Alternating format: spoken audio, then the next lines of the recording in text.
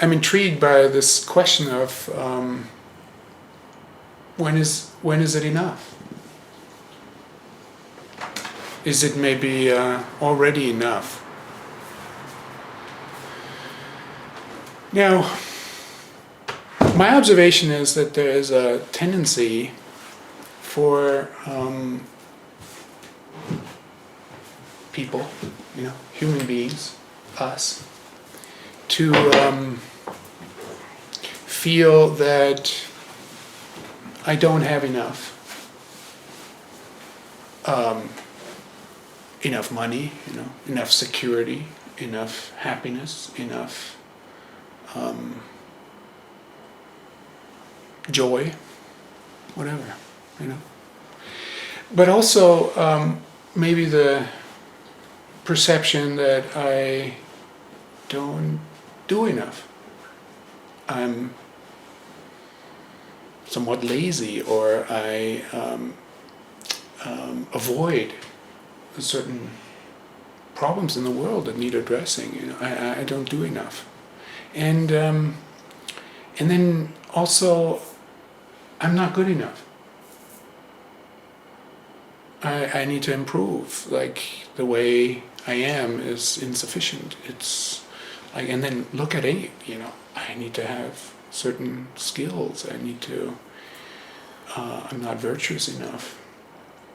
If you're a practitioner like we are here, or interested in spiritual practice, I'm not awakened enough. I'm not kind enough. I'm not compassionate enough.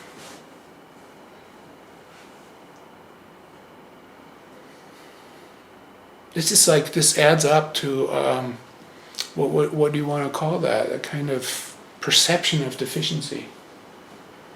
The opposite would be a perception of sufficiency. What is that? Where is this originating? What does it have to do with our practice? When I start practicing early on, I heard from my teacher the phrase, "Just now is enough." Just now is enough.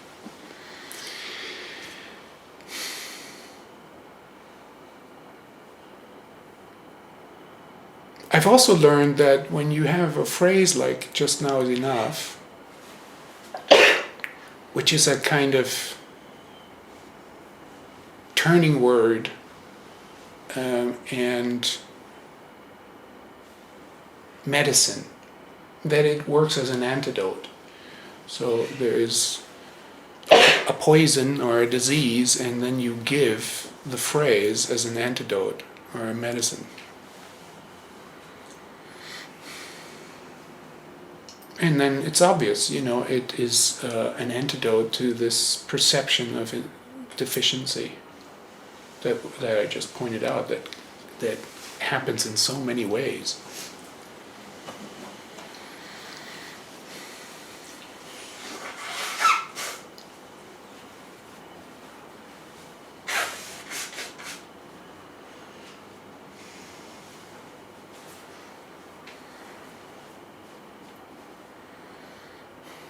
But it took me a long time to realize that I needed to be also careful with not falling into another dualism between the disease and the medicine. Like, when you embrace the medicine, that just now is enough, then your perception of this is not enough is also an instance of the disease of insufficiency, like something that needs to be cured. Now I need to practice just now is enough because there's something wrong with me by perceiving that things are not enough. Right? Sorry to make it so complicated. But it's a meta problem, right? Now you're working hard to cure something,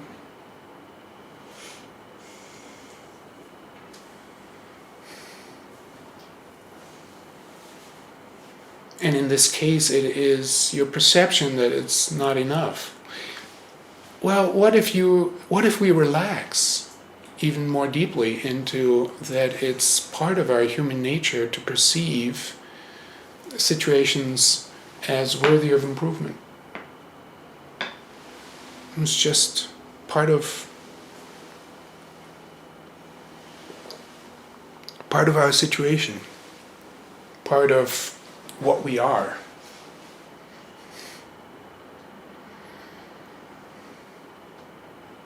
Now, I think as a first instance of applying the phrase "just now is enough" is to actually recognize basic things like breathing. Like I'm breathing. That's good enough.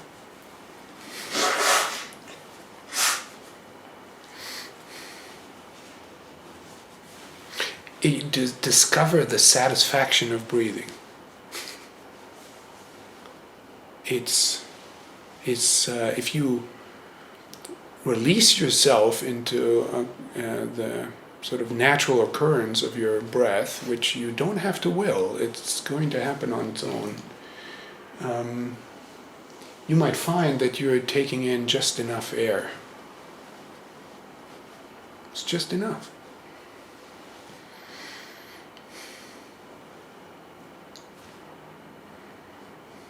So right there is no problem.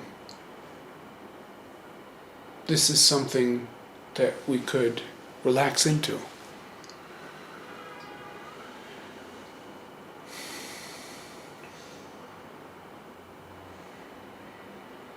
If you're exercising, your breath speeds up. You're getting just enough. If you don't set unrealistic goals for your exercise, you will get just enough air. If you override how the body can manage this situation, then you can get yourself in trouble, you get not enough oxygen. Eventually the body collapses. Then it's, again, just enough. So there's some self-correcting mechanism at work here.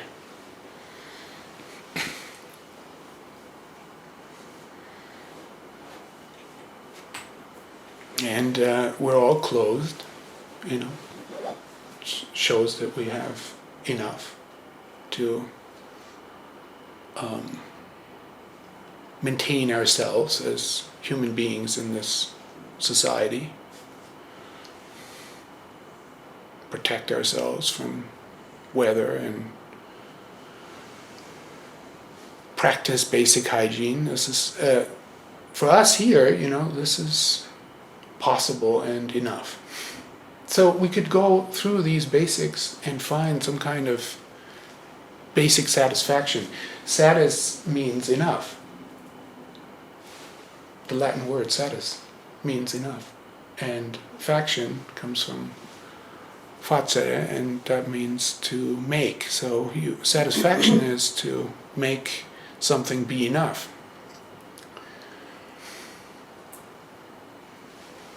It's like, what do we gain from this feeling of enoughness? I think I don't know what word, satisfaction is a good word here, of course. But it's actually a kind of peace. You're at peace.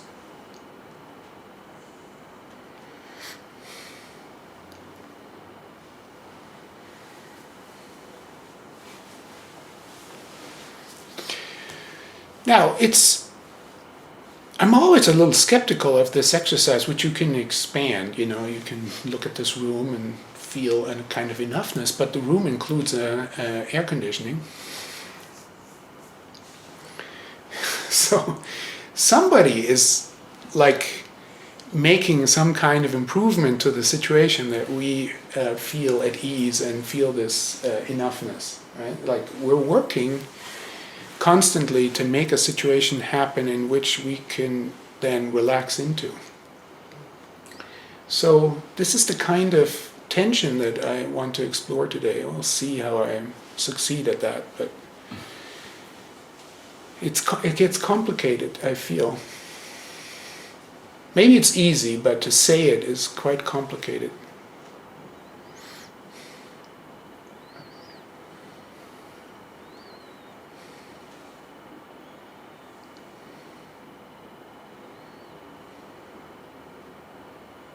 You may have, in your mind, in your thoughts, you may have all kinds of objections to how our society is working, right?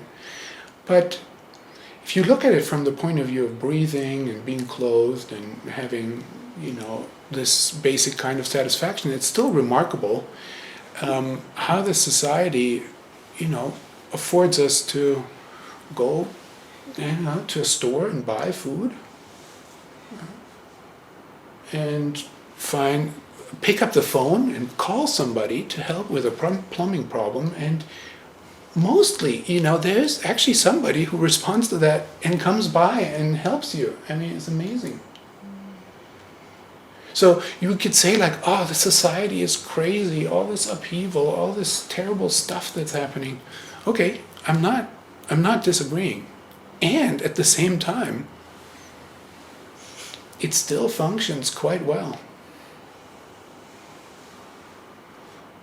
I mean, it functions well to a degree where you can find some kind of satisfaction. Now, immediately, you could say, yeah, but if you're a disadvantaged person who gets,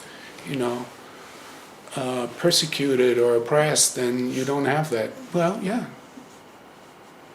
To a certain extent, that's, now this is certainly true. And there's still pockets in this society where they provide refuge and help and assistance. All of that is also true. Right? There are counter forces that, push back against these problems.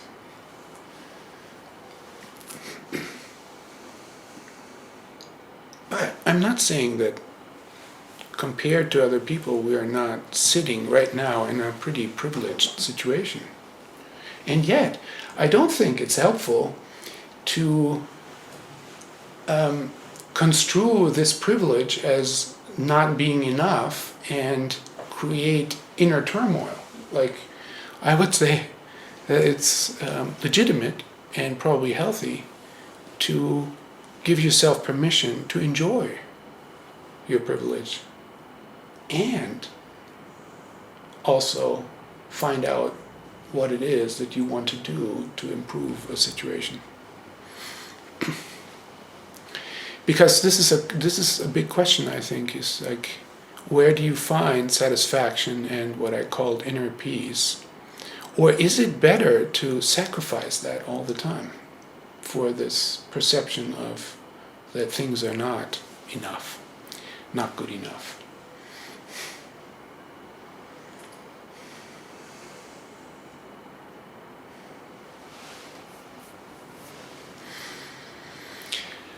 I recently returned from Berlin, Germany, where I gave a seminar. There's a few people who attended the seminar.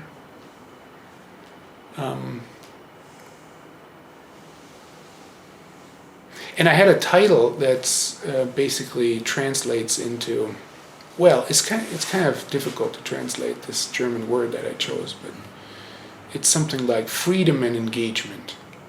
But this word that I'm translating here as freedom, it's not really freedom. It's something like the state of having let go. The German word is gelassen. It's like, there's the verb to let, lassen, and then there's the past participle of that verb, which is to have let.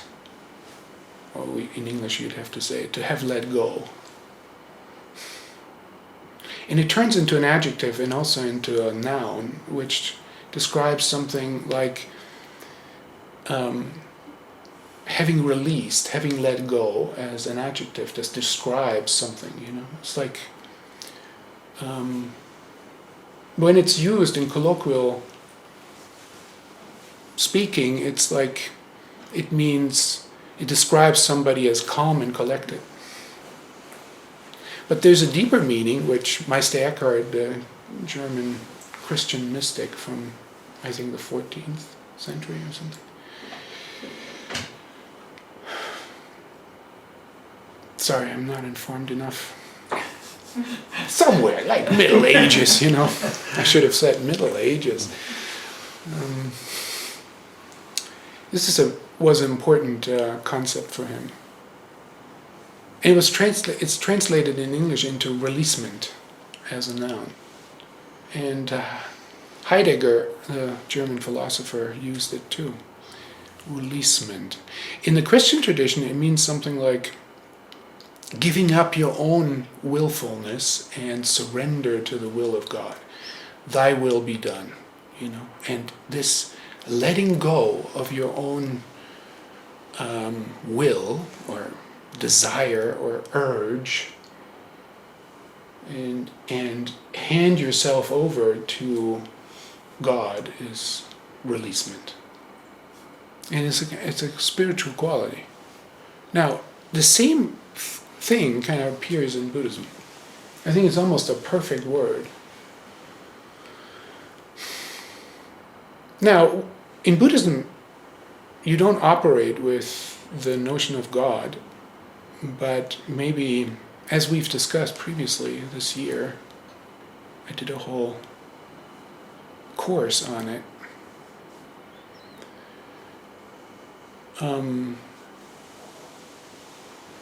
There's the large field of what Dogen calls undivided activity, or as a translation of Dogen's term. Dogen is the founder of our lineage in Japan in the 13th century. And there's this field of undivided activity. And you can perceive yourself as a separate self with desires and, so I like to say, with resistance, with grasping, that would be desire, grasping for things, and resistance, not wanting things. And you can hold yourself separate from this field of undivided activity and relate to it through grasping and resisting, or you can give yourself over to this field of activity and experience yourself as an expression of it. And that's one, you are coming out of that field, or and also once you emerge as that expression as a participant. And there's a question of like, what is appropriate participation in this field of undivided activity? How do we participate appropriately?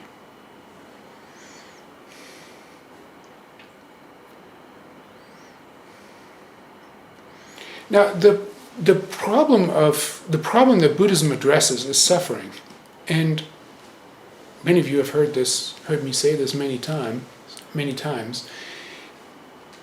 I think a concise way of describing the problem of suffering is to see it through this formula of suffering equals pain times resistance. So there's two factors. There is some kind of unpleasant, unwanted intensity in our experience, we can call pain, or just some, I say pain, but it could just be some discomfort, some small discomfort that we can exaggerate into a real massive problem. And anyway, that all falls under pain, unpleasant intensity. So that's one factor of suffering. And the other is our resistance toward that pain, that discomfort, that unpleasantness.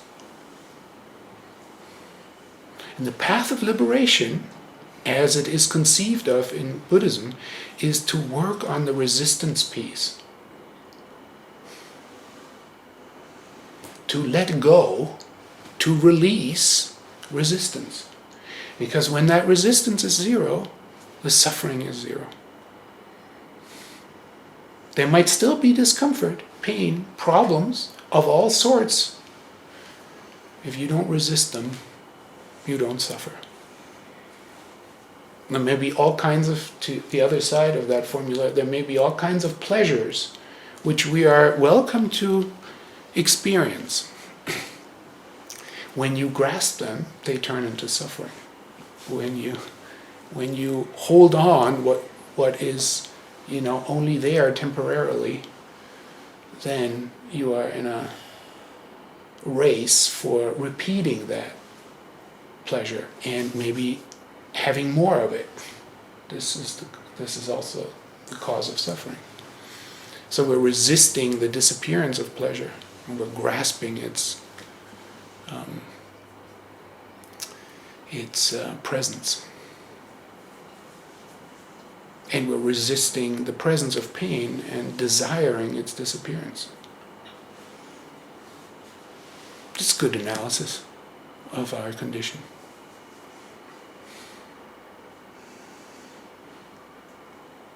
Now there's two paths that arise from this, two paths to end suffering. One is to maximize pleasure and minimize pain.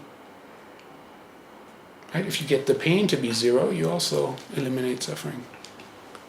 And this is the common way of approaching the problem of suffering, is to maximize pleasure and minimize pain. Now, this is compressed into a formula, but our desire to improve things, our desire that things are not enough, are all about that. They're all about, can we minimize this pain, this discomfort, this inconvenience? And can we maximize our pleasure, our joy about things working well, and so forth?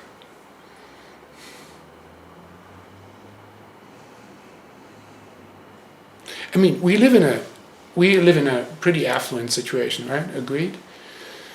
But if something breaks, which happens all the time, right? Which is an example of impermanence, another analytic tool of Buddhism, you could get pretty upset, even though you live in real affluence. But it's like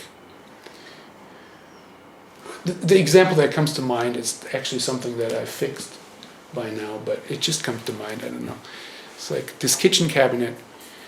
It's just pretty cheaply produced, and we got it used, and then we keep using it, and then there's a hinge, and it's just like the screw is just ripped out of the side of the cabinet, and the door is hanging there, right? It's like, oh no!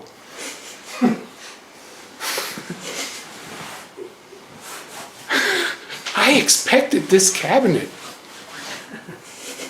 to just keep working forever without any problems.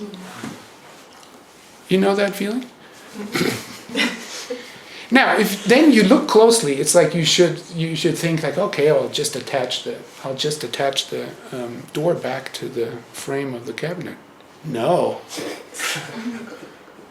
A whole piece of the side came out with the screw, and you can't screw it back in. It's not possible. It's not an easy fix. It takes more. Now, in our society where things are affluent and convenient, and we expect convenience, it's like, you don't even want to fix that thing, It's like IKEA sells it for like $150. It's like, just get out of the house, get a new cabinet. No, I think that's how it works now, mostly. I mean, socks that have holes, they used to be mended. It's like they just go straight to the trash.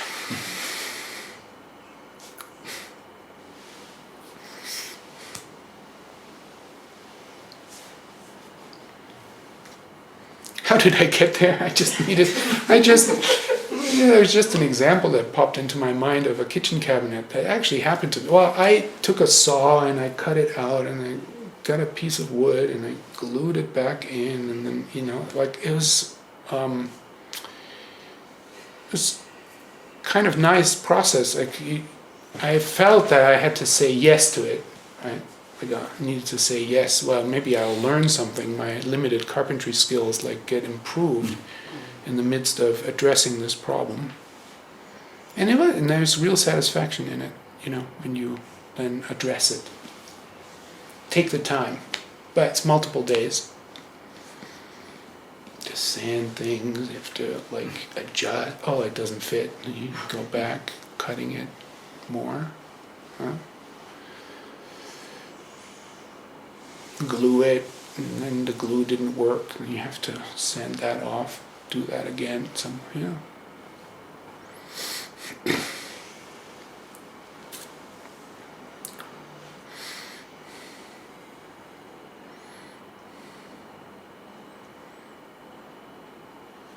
Now, just personally on my journey as a practitioner, I'm just fascinated by the potential of working with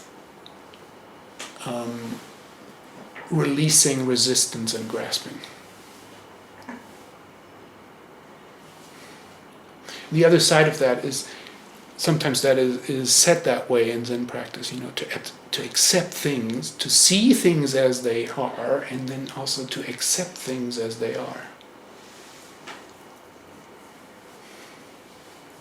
Now, to use the word things here, I think is very misleading. It's like we're not dealing with things, we're dealing with processes. My cabinet example actually shows that. It's like the cabinet is a process. We treat it as a thing that will stay the same over an endless period of time, really. Like nothing should ever happen to it. It should just keep functioning for us.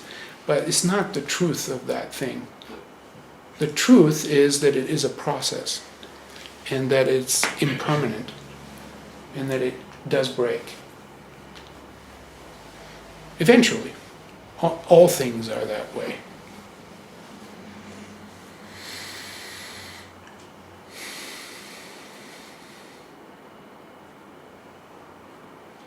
And so to see deeply into the impermanence of everything and to accept it as such is part of our working with resistance and grasping. And what kind of peace can emerge from looking that way and adjusting our actions and behavior in accord with this kind of insight. There's a lot of depth here.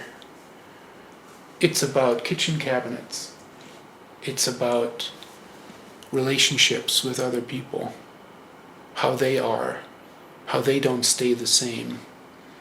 And it's also about the relationship with ourselves. And it's about, eventually, it's about what Buddhism refers to as old age, sickness, and death. Old age,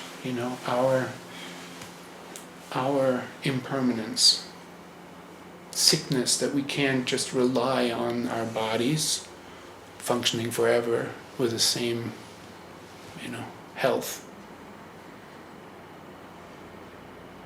And death.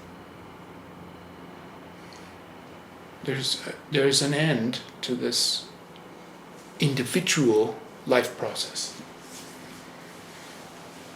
Can we accept that? Or do we resist it? So a lot of depth.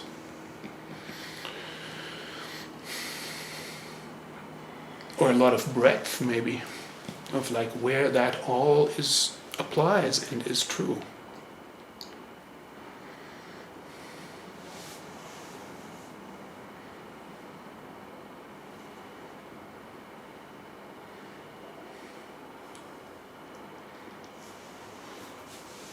We could say that's the path of releasement.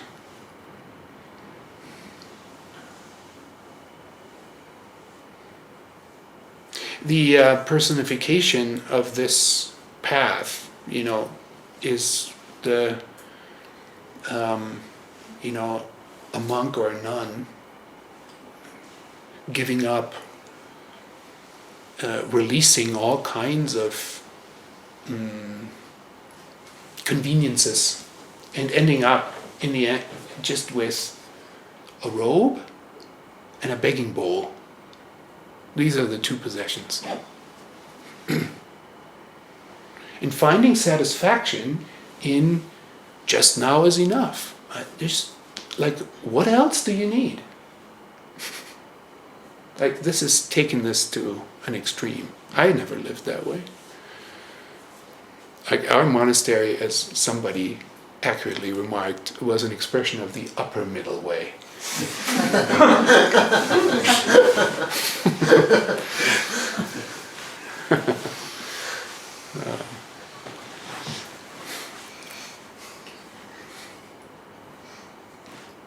I mean, Deborah and I lived there and together, and we had very modest personal income and small living space and so forth. But I feel like we lived really well. I mean, everything was there. But I wasn't reduced to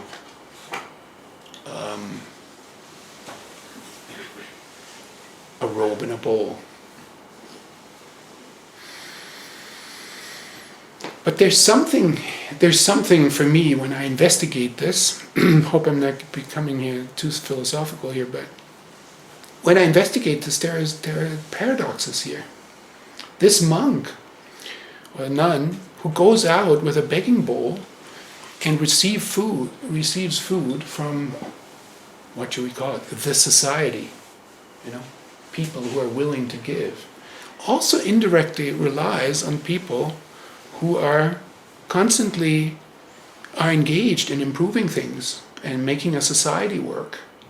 I mean, you have, as a monk in a Buddhist society, or let's say a monk in a Christian society is the same, but you have a kind of special status. You're like this holy person who deserves support. So you go with a begging bowl, and you can expect that people give you stuff. I mean, what happens if you can't expect that? Then you are hungry, and then you got to do something. You got to address that pain. Improve your situation. Now, if we subtract all of that, we just die. And in the biography of the Buddha, which is largely legend, I assume, the Buddha,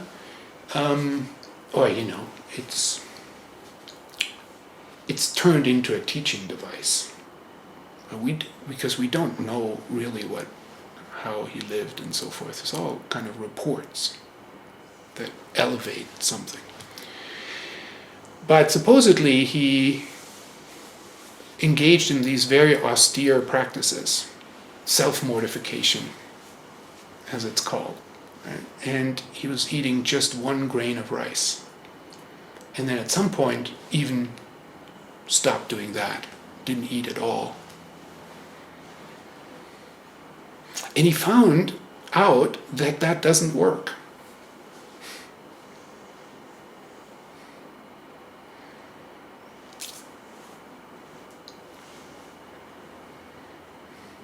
And then there's this, rather famous scene where he accepts a bowl of rice milk from a village girl and finds that it is necessary to maintain nourishment of the body sufficiently, because otherwise the mind is not able to actually engage in these meditation practices that he set out to do.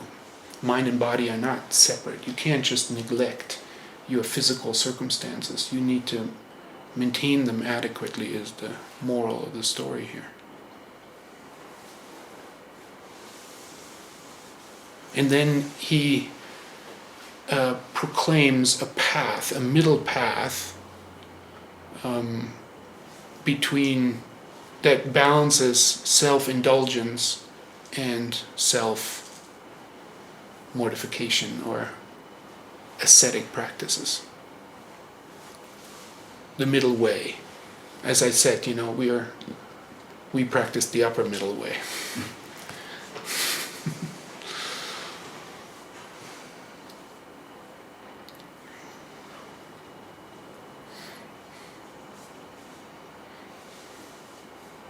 And what emerges from this middle way is some kind of art of enoughness for me.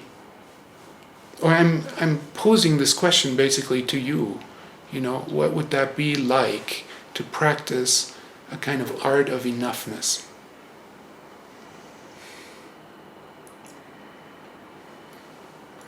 Self-indulgence is it's like a race to more and more and more. And I am concerned that our society as a whole and its ethos is actually completely engaged in this race to more. More wealth, more security, which means, violence toward others, more control, more convenience.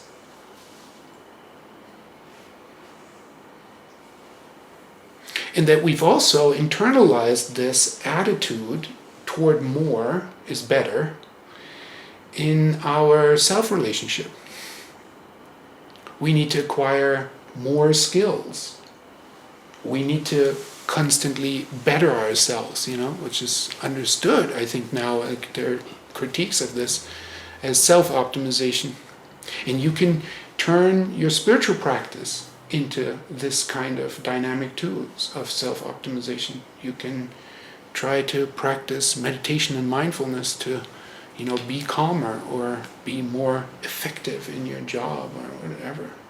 I don't have to spell it out completely, you understand. And what gets lost in all this is a basic sense of enoughness.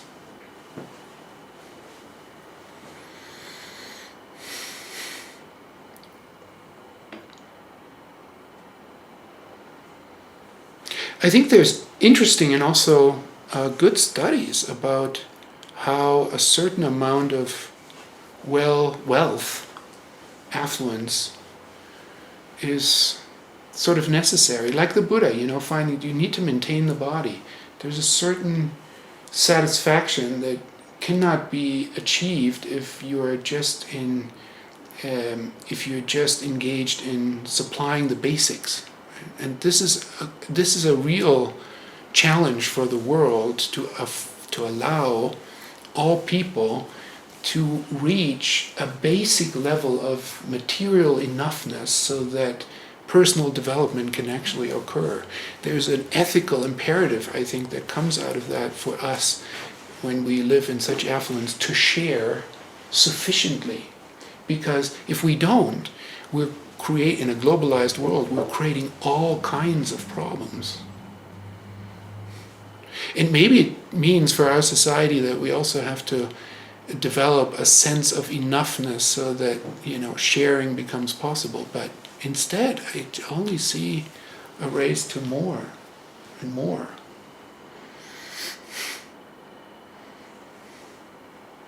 So how that translates into political processes is infinitely complicated, but just in ourselves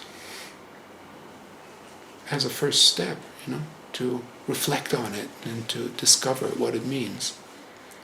To discover enoughness is interesting, I think. When is there enough where you can begin to generously share? As an attitude, maybe always, but practically speaking,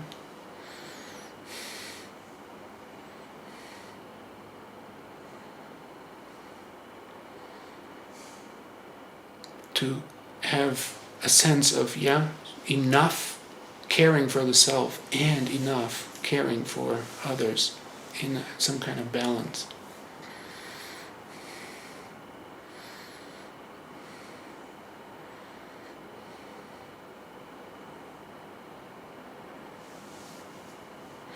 Now, I think there's, to conclude, we need a kind of nested approach here, nested framework. It's like the larger framework is a practice of enoughness, to develop a sense of enoughness that could come from a phrase, an intervention like, just now is enough. A sense of releasement into the situation as it is as good enough. And also a practice to return to it again and again. You may lose it, you may lose that sense, okay, and then can you return to it? If you have a sense of you're not good enough, and you can find a place where just now is enough, you feel that tension. But return to that field of enoughness. And then from that basic attitude, which I think is something we cultivate in this practice, you selectively pick what you're going to work on to improve. In yourself, in the society, for other people.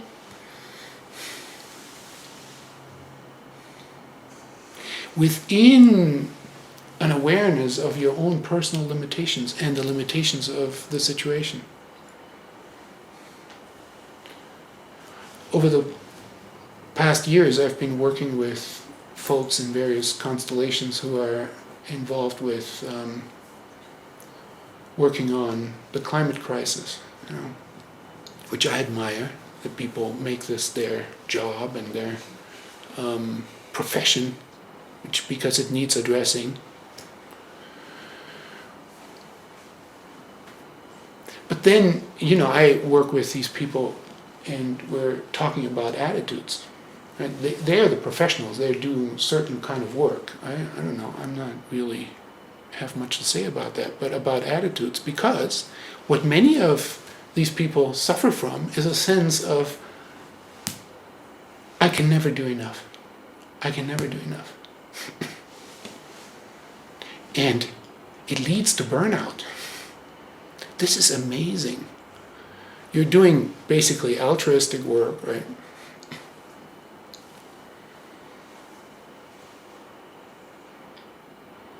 And then the result is to burn out. This cannot work. It's like adopting the framework of the society that created the problem and applying it to your own style of work, so that you are still in a race to more efficiency, more effectiveness, and in the meantime you burn out, like the Buddha, burned himself out with a certain kind of attitude.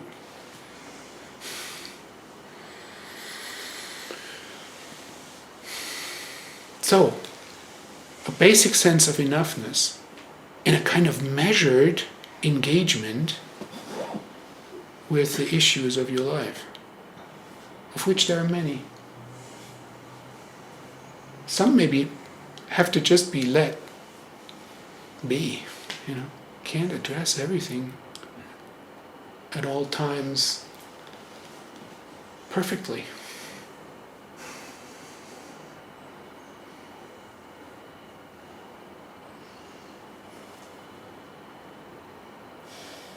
So I'm affirming that we cannot just work on this one pole of this, on this one factor of the equation of suffering, on just releasing, grasping, and resisting. I think we do need to engage the pain of the world. But how do we do it? What kind of balanced attitude emerges?